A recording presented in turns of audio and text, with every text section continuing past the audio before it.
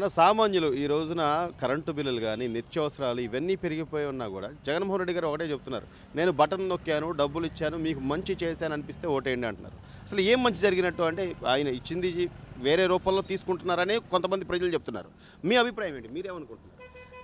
2014 నుంచి 2019 వరకు ఉన్న నారా చంద్రబాబు నాయుడు గవర్నమెంట్లో కరెంటు బిల్లు కానీ, సామాన్యుడికి టాపీ మేస్త్రులకు కానీ, పంపర్లకు కానీ, ఎలక్ట్రీషియన్కి కానీ, రాడ్బెండ్కి కానీ ఏ ఒక్కరికైనా రాజధానిలో పని దొరికేది.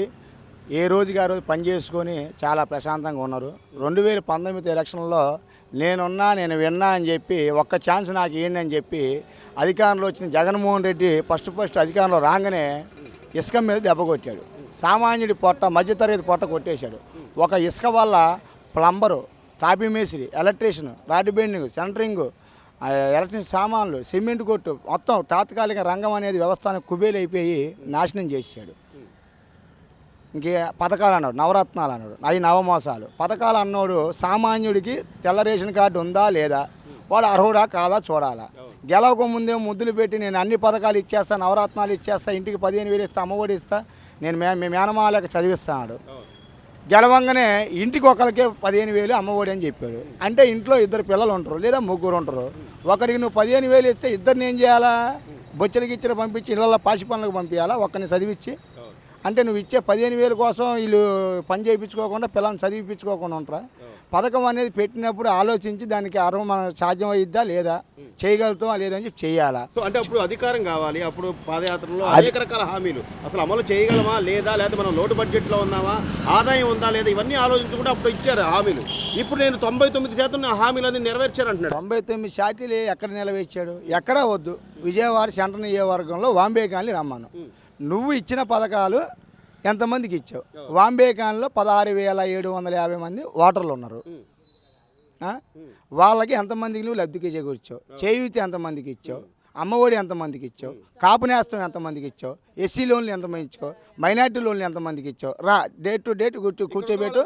అదే మళ్ళా రోజు వరకు తెల్లారు లెగిస్తే పొట్ట కూలీ కోసం ఇక్కడి నుంచి పనికి వెళ్ళేటోళ్ళే తప్ప ఎవరు ఉన్నోళ్ళు లేరు. మధ్యతరగతి వ్యవస్థ ఇది వాంబే కాలనీ అనేది.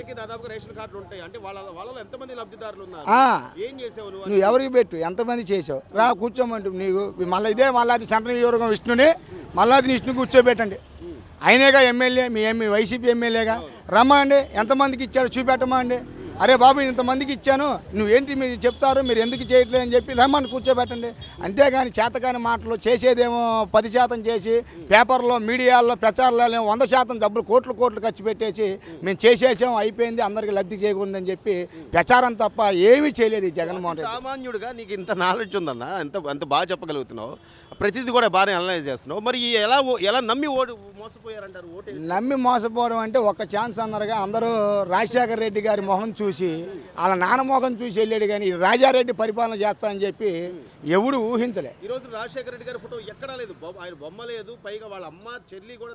ఏమండి ఇదంతా కూడా ప్రతిపక్షాలే మా కుటుంబాల్లో చిచ్చు పెట్టారంటున్నాడు ఆయన. ప్రతిపక్షం మీ ఇంట్లోకి వచ్చి మీ అమ్మని ఎల్లగొట్టి మీ చెల్లిని ఎల్లగొట్టి బయటికి ఎల్లగొట్టి అని చెప్పింది ఏంటి? నువ్వు నీ ఇంట్లో కూడా అమ్మ శాశ్వత అధ్యక్ష పదవి నుంచి మీ అమ్మనే తొలగించావు. అంటే కన్న తల్లినే నమ్మలే నువ్వు. మరి నీకు ఎవరు నమ్ముతావు? నీకు నెక్స్ట్ ఏమన్నా నీ కొడుకులు ఉన్నారా? కొడుకులు కూడా లేరు, కూతుళ్ళు ఉన్నారు. అమ్మనే చూడవు, చెల్లినే చూడవు. నీకు ఎందుకే అధికారం? అసలు ఇదేం చేసుకుందాం అని జనాలకి న్యాయం చేయవు. కోటాను కోట్లు దోసావు. మద్యం మాఫియా అన్నావు. ఎక్కడ పేదవాడండి? మద్యం మాఫియా అన్నావు, నిషేధం అన్నావు. సామాన్యుడు మద్యం తాగాలంటే వాడి గుండెల్లో అదలబొట్టాలన్నావు. ఇవాళ నువ్వు 60 రూపాయలు 70 రూపాయలు ఉన్న క్వార్టర్లో ఆ రోజు మంచి బ్రాండ్ తీసేసి ఇవాళ నీ స్వార్థం కోసం కోటాను కోట్లు సంపాదించుకోవడం కోసం ఖాళీ స్పిరిటు పేగులు చచ్చిపోతున్నాయి. ఆ 300 రూపాయల కోట్లు 250 రూపాయల క్వార్టర్ తాగితే ఈ 5 సంవత్సరాల్లో 4 సంవత్సరాల 9 నెలల్లో ఎంతమంది చచ్చిపోయారో పెట్టుకుందాం రండి. ఎవరు తాగమని అసలు నీ మద్యం ఇవ్వడమ్మా అండి. ఇప్పుడు ఒక దొంగ ఉన్నాడు, ఆ దొంగోడానికి వెళ్తే ఒక 10 మంది వెళ్తారు. ఆ దొంగను చూసి 10 మంది దొంగలు అంటారు. కానీ ఆ దొంగని అసలు నువ్వు లేకుండా చేస్తే ఈ 9 మంది దొంగలు ఎందుకు అవుతారు? నువ్వు మద్యపానం నిషేధం చేస్తే అసలు మద్యం ఎవరు తాగుతాడు? తాగడు కదా. ఈ రోజున ఏదో అక్కడ క్యాండిడేట్ని ఇక్కడ క్యాండిడేట్ని అక్కడికి, ఇప్పుడు వెల్లంపల్లి గారిని ఇక్కడ తీసుకొచ్చారు. మీరన్న విష్ణు గారు ఆయన ఏం చేశాడు తర్వాత పక్కన పెడితే ఇప్పుడు వెల్లంపల్లి శ్రీనివాస్ గారు వచ్చామన్నా ఇక్కడ ఉద్ధరిస్తారంటారా? ఈ జగన్మోహన్ రెడ్డికి ఒకటే భయం పట్టుకుందండి. త్వరలో నేను తిహార్ జైలుకి వెళ్ళిపోతా, నేను గెలవను, ఉన్న కాడికి దోచుకోవాలా. దీన్ని ఏంటంటే సెంట్రల్ నియోజకవర్గంలో, విజయవాడ సెంట్రల్ నియోజకవర్గంలో బోండా ఉమా మీద సాక్షాత్తు జగన్మోహన్ రెడ్డి వచ్చినా గెలవడు. ఆ సర్వేలో తేలిపోయింది. ఈ మల్లాది విష్ణునే సరిపోలేదు. ఎక్కడో పశ్చిమ నుంచి తెచ్చిపోయింది. వెల్లంపల్లి సీన్ కానీ తెచ్చి ఇక్కడ గెలుస్తాడేంటి? వెల్లంపల్లి సీను ఆయన 25,000 మెజారిటీతో గెలుస్తాను. ముందు డిపాజిట్ కొలితే దొరకవు చూసుకోమని ఆయనకి ముందు క్యాడర్ లేదు అక్కడ. పబ్లిక్ మొత్తం వ్యతిరేకం అండి. పబ్లిక్ మొత్తం తెలుసు. ఇప్పుడు ఎందుకు బయటపడట్లంటే పబ్లిక్ ఈ వాలంటరీ వ్యవస్థను పెట్టుకొని మీ రేషన్ కార్డు తీసేస్తాం రేపు ఓటు అయిపోతే, లేకపోతే మీకు పింఛన్ రాదు మీరు లేకపోతే, మొన్న మీరు ఇల్లుకి పెట్టుకున్నారు ఆ ఇల్లు స్థలం రాదు మీకు అని చెప్పి భయభ్రాంతులకు గురి చేసి ప్రజల్ని మభ్య పెడతారు. కానీ ప్రజలు ఓటేసేటానికి సైకిల్ గుర్తి నారా చంద్రబాబు నాయుడు గారిని గెలిపిస్తారు, అధికారంలోకి తెస్తారు. ఇది తథ్యం. సో అంటే ప్రజల్లో క్లారిటీ ఉంది, అయినా కూడా ఈయన ఏదో ఒక సింపతి కార్డు, నేను నా తల్లి లేదు, నా చెల్లి లేదు, ఏదో ఒక సింపతి కార్డు ప్లే చేస్తాం. ఏమండి, ఈడు జగన్మోహన్ రెడ్డి అధికారంలోకి వచ్చింది కేవలం కక్ష సాధింపుల కోసమే అధికారంలోకి వచ్చాడు తప్ప పేద ప్రజలకు కానీ రాష్ట్రానికి కానీ 5.5 కోట్ల ఆంధ్రులకు కానీ న్యాయం చేద్దామని జగన్మోహన్ రెడ్డి రాలేదు. ఇంకో ఛాన్స్ అక్కడ ఈ ఫ్యాన్ రెక్కలు ఇరిగిపోయినాడు. ఇంకేమున్నాయి ఆడ ఫ్యాన్ రెక్కలు ఇరిగిపోయాడు, కొట్టకపోతాడు, ఆడే ఉన్నాడు, ఆడ భూస్థాపితం ఆడ. పేదవాడికి నేను బట్టలు నొక్కుతున్నాను, డబ్బులు ఇస్తున్నాను, అసలు ఎవరు డబ్బులు ఇస్తున్నాడు, ఎవరికి ఇస్తున్నారు? నేను సెంట్రింగ్ పని చేసుకునేవాడిని. ఆ పనులు లేక చిల్లర కొట్టు అప్పు చేసి చిల్లర కొట్టు పెట్టుకున్నాను. సెంట్రింగ్ పనులు అంటే మీ దగ్గర ఇంకో 10 మంది పని చేసేవాళ్ళు. నేను సెంట్రింగ్ ఇప్పుడు పనులు లేవు, ఏమీ లేవు. లేక నేను ఆడపిల్ల డబ్బులు తీసుకొచ్చి అప్పు పెడితే 3 రూపాయలు వడ్డీ తీసుకొని పెట్టాం. ఏదో లోన్లు ఇస్తున్నా అన్నాడు. ఏ లోన్ ఇచ్చాడు? ఎవరికి ఇచ్చాడు లోన్? ఏదో లోన్ అన్నాడు. ఏదన్నాడు? మహిళ లోన్ అన్నాడు. ఏది ఇచ్చాడు? ఏది ఇవ్వలేగో. ఆడపిల్ల అప్పు చేసి మా అమ్మాయి కొట్టు పెట్టించింది సెంట్రింగ్ పని లేక. 50,000 అప్పు తీసుకొచ్చింది. 100కి 3 రూపాయలు చెప్పన. వీడి వల్ల ఏముంది? ఉన్న పనులన్నీ చెడదబ్బాడు. టాపీ పనులు, సెంట్రింగ్ పనులు. ఏమిచ్చాడండి?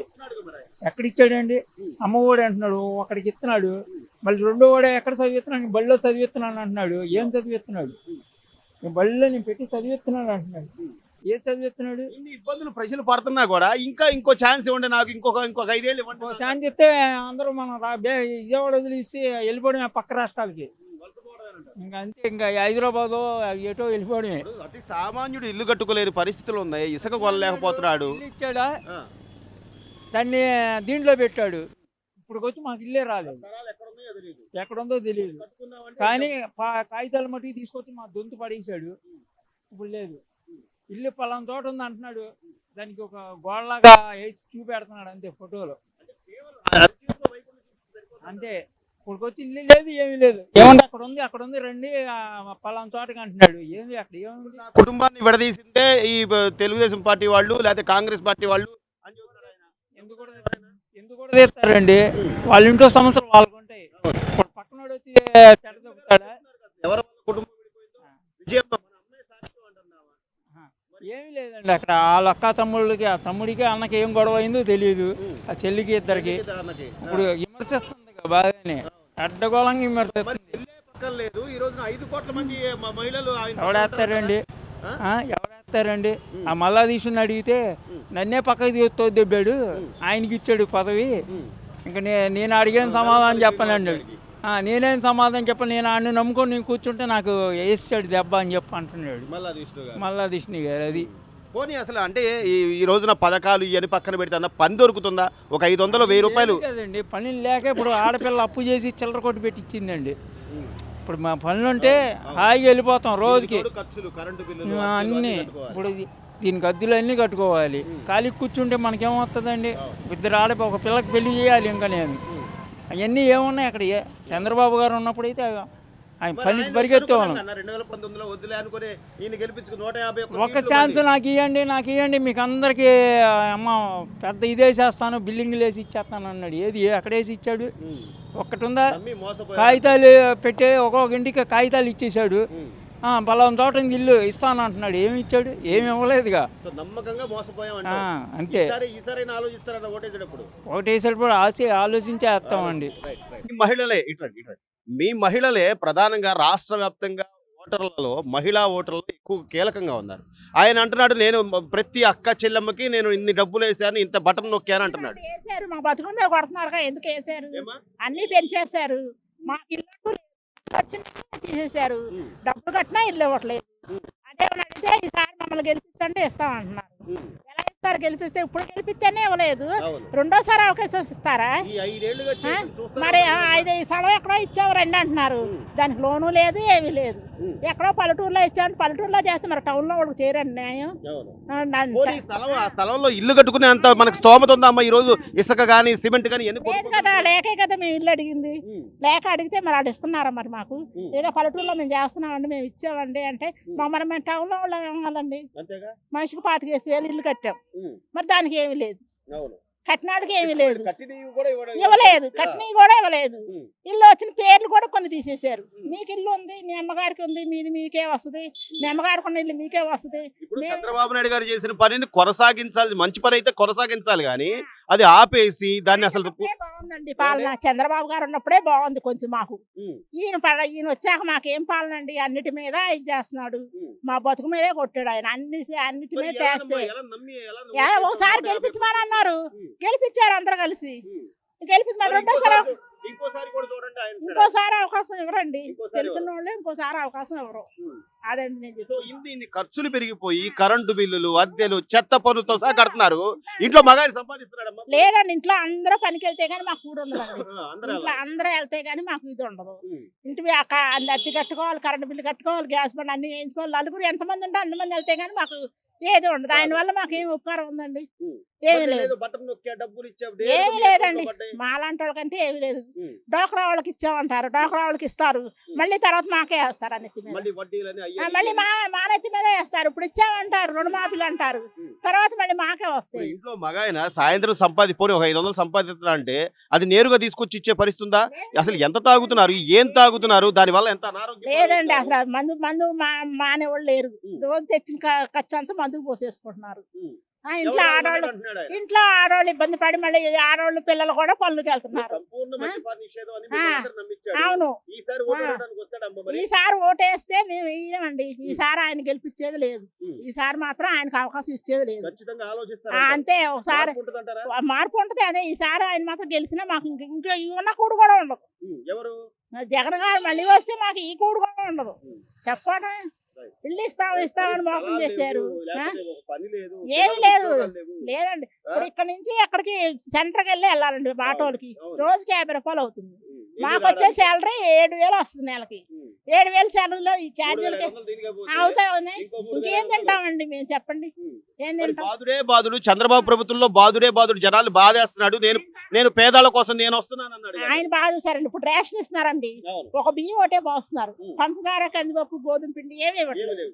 ఈ నెల మాత్రం పోనీ ఇచ్చారు. పండక్కైనా ఇచ్చారమ్మా. అసలు కొన్ని పండగ 4,500 కూడా లేదండి. ఏళ్లలో. చంద్రబాబు ఉన్నప్పుడు ఉమ్. పంచదార, కందిపప్పు పండగ కూడా అన్ని ఇచ్చేవారు. అవును. బెల్లం, నూనె, నెయ్యితో అవును. సహా అన్ని సంక్రాంతి ఇచ్చేవారు. కానుక అని కనీసం. ఆయన ఇచ్చేవారు. ఉమ్. రంజాన్కి, సంక్రాంతికి ఆయన ఇచ్చేవారు. అవును. మరి ఈయన వచ్చినాక ఏమి ఇచ్చారండి మాకు? అసలు అన్నా క్యాంటీన్ లో అవి కూడా తీసారు. అవి అయితే పోనీ ఎవరైనా లేకపోతే ఒక 5 రూపాయలు ఇచ్చారు. ఇప్పుడు లేనోళ్ళు అలా వెళ్తారండి, ఉమ్. 5 రూపాయలు ఎట్టి ఫోన్ చేస్తారు. అవును. ఇప్పుడు వాళ్ళకి నోటు కాడు కూడి తీసినట్టేగా. అవును. ఆ? ఉమ్. అన్న క్యాంటీన్ అంటే ఏం గోల్డ్ మంది ఉపయోగం అమ్మా? పోనీ ఏంటి ఆ. అసలు ప్రజల మీద అంత అంటే ఓటేయడం తప్పంటారా? ఓటే అంతేనండి. ఓటేయటం తప్పే. పగ తీర్చుకుంటాడు. అంతే, ఆయన పక్క జగన్ మీద. తెచ్చుకుంటా అంతే. ఉమ్. ఆయన బతుకు మీద కొడుతుంది, మరి జనాలు బతుకు. ఇంకోసారి ఎట్లా అడుగుతున్నాడు? ఇంకో 5 ఏళ్ళు ఇవ్వండి, ఇంకో ఇంకెవరో ఛాన్స్ వేయరండి, తెలిసిన వాళ్ళు ఎవరో వేయరు. ఉమ్. ఇంకోసారి అవకాశం ఉండదు. మీ మహిళలు ప్రధానంగా మహిళలు మా మహిళలే మేము వెయ్యం. ఉమ్. మేమే చెప్తున్నాం కదా, ఖచ్చితంగా అయితే మేమే వెయ్యం. అదండి.